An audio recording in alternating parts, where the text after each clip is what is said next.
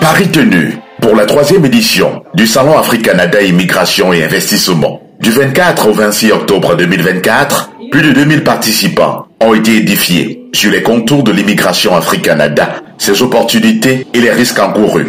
Souvent, pour ceux qui sont venus à notre stand ou lors de ma présentation, je vous ai parlé des communautés francophones en situation minoritaire. C'est 2,8 millions de francophones qui vivent en dehors du Québec. Et nous sommes venus pour vous dire qu'il y a des possibilités, des opportunités de vie dans ces communautés-là. L'un de nos engagements, nous, en tant que réseau, lorsqu'on a décidé d'embarquer avec Aquaba en tant que partenaire stratégique, c'était d'apporter l'information juste. Parce que vous le voyez, nous sommes également des immigrants qui sont partis soit à la faveur d'études ou pour certains parce qu'il y a eu des situations de guerre et qui vivent aujourd'hui au Canada. Et nous sommes souvent malheureusement témoins de drames de la part de nos frères et sœurs qui partent dans diverses conditions. C'est fort de cela qu'on a dit qu'on allait mettre en place une initiative qui apporte l'information juste. Au terme de ces 3 jours de travaux, des experts venus du Canada et de la diaspora ont élucidé certaines zones d'ombre, souvent à l'origine de nombreux malentendus. Moi, en tant que participant au terme de ces 3 jours de salon, j'étais satisfait. Déjà, j'ai appris beaucoup de choses. Notamment, j'ai appris qu'il y avait plusieurs communautés francophones au Canada. Parce qu'il faut dire qu'en termes de connaissances, ce que je pensais, c'était uniquement le Québec et une partie au niveau du Nouveau-Brunswick. Et j'ai aussi plus appris sur l'immigration, même en termes de procédures d'immigration, notamment en termes des différentes procédures, programmes entre espèces et les différentes procédures pour pouvoir immigrer au Canada. Et j'ai aussi apprécié l'accompagnement que nous devons recevoir quand on sera sur le territoire. Les 39 ateliers B2B, organisés entre la Fédération des gens d'affaires francophones de l'Ontario et les entrepreneurs camerounais, ont balisé la voie à de nombreuses opportunités d'investissement entre le Canada et l'Afrique. Quand on parle de migration circulaire, en fait, c'est pour revenir et créer des emplois. Il ne faut pas juste croire que c'est pour venir, quand on dit créer l'entreprise et tout. Non, c'est des emplois, parce que c'est l'emploi qui crée la croissance. Et c'est la croissance qui crée le progrès d'un pays.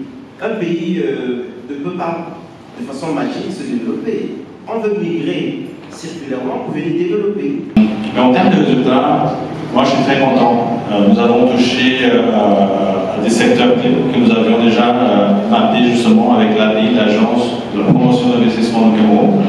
Donc nous sommes venus avec une liste, avec 10 thèmes, que ce soit l'énergie renouvelable, que ce soit les miniers, que ce soit, enfin, il y avait 10 gros thèmes et des sous-thèmes. Donc on avait environ 35 lignes d'action en termes d'investissement que nous avons mappé avec l'ADI. Beaucoup de rencontres que nous avons eues, il y a eu des étaient ciblés sur l'agriculture. Le Canada a aussi besoin de projets de la sorte. Organisé dans un contexte où de nombreux Camerounais immigrent vers le Canada à la recherche d'une vie meilleure, le Salon Afrique-Canada Immigration et Investissement s'inscrit en droite ligne avec la vision qui est celle du gouvernement. Ce salon est un espace privilégié pour créer des synergies gagnantes entre nos institutions et nos partenaires économiques, tout en favorisant l'intégration des talents camerounais à l'international.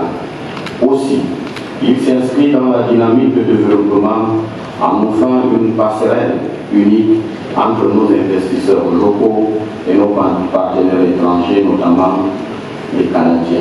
La conférence de presse, organisée après la clôture de cet événement historique, placé sous le patronage du ministère de la Jeunesse et de l'Éducation civique, a donné l'occasion au comité d'organisation d'exprimer son satisfecit et sa reconnaissance à l'endroit de tous les partenaires. On a tous été impliqués, engagés et je pars vraiment vers je vais terminer, disons, cette édition du SACI 2024 qui a eu lieu ici à Douala par un petit message de remerciement. Remercier les partenaires qui, pour certains, depuis la première édition en Côte d'Ivoire, jusqu'ici, croit fort à vraiment ce long terme. Malgré les défis, malgré tout ce qui se passe, on a quand même la vision du futur. Et c'est ce qui vraiment nous rassure en tant que membre de l'Aqaba Community. Nous avons, avec nos partenaires d'Aqaba Community, le Haut Conseil des Camerounais de l'extérieur, organisé cet événement pour un objectif. Alors par rapport à cette question, c'est de savoir qu'est-ce qu'on retient. Alors l'objectif, c'était de créer un salon, organiser un salon, pour communiquer avec un ensemble de parties prenantes. Les jeunes déjà, ensuite la société des affaires. Alors le SACI donc tombe à point nommé. Pendant 3 jours, de façon simple, avec des mots très simples, nous avons communié avec ces différents acteurs que j'ai évoqués. Et au final, en réalité, notre objectif est atteint. Pourquoi? Parce que la jeunesse camerounaise a été informée sur les modalités de migration légale. Et naturellement, on a parlé des dangers de l'immigration sauvage, l'immigration dangereuse. On ne veut plus que ces enfants meurent dans le désert, on ne veut plus que ces enfants meurent dans l'eau. Mais seulement ce qu'on a dit, c'est qu'une fois que vous immigrez, une fois que vous êtes parti, en fait, il faut acquérir le maximum de connaissances différentielles. Et nous parlons des connaissances différentielles, pourquoi? Parce que ça ne sert pas à grand-chose de dire je m'en vais apprendre juste les mathématiques, je ne sais pas, au Québec, à l'Ontario, lorsqu'on peut apprendre ça dans un IUT ici à gauche à droite. Donc il faut aller vers le sommet, prendre des connaissances nouvelles, l'intelligence artificielle et autres, et revenir construire le pays, revenir contribuer au développement du pays. Alors, on a conceptualisé ça avec le paradigme de migration circulaire. Nous avons expliqué ça et nous sommes heureux. D'ailleurs, il y a des participants qui ont eux-mêmes expliqué ce qu'ils ont compris à travers donc, ce paradigme de migration circulaire qui rend l'immigration finalement un phénomène gagnant-gagnant. Les pays d'accueil comme le Canada, ils ont besoin de population. Ils l'ont très bien dit durant ce SACI, mais nous, les pays en voie de développement, on ne veut pas perdre nos forces vives et on a vu avec le SACI qu'il était avec ce concept de migration circulaire possible de rendre en fait l'immigration une chose extrêmement positive pour les pays comme les nôtres. Le SACI constitue désormais un pont entre l'Afrique et le Canada pour les opportunités d'investissement et d'immigration.